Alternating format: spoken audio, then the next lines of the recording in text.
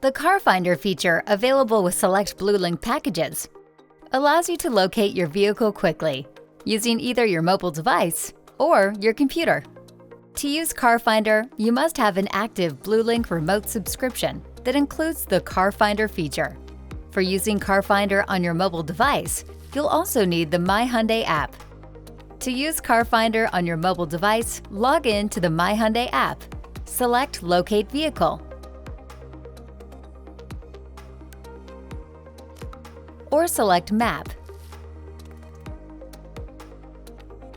and then Vehicle Locator from the top menu. The app will show your vehicle location on a map. You can then choose to show directions to the location via your mobile device's navigation app. You can also choose to have the vehicle's horn sound and lights flash to assist in locating it. This can be helpful in a crowded parking lot. To use Car Finder on your computer, log into your My Hyundai account. On the home page, select Car Finder. You may need to go into Quick Links to bring up the Car Finder tab.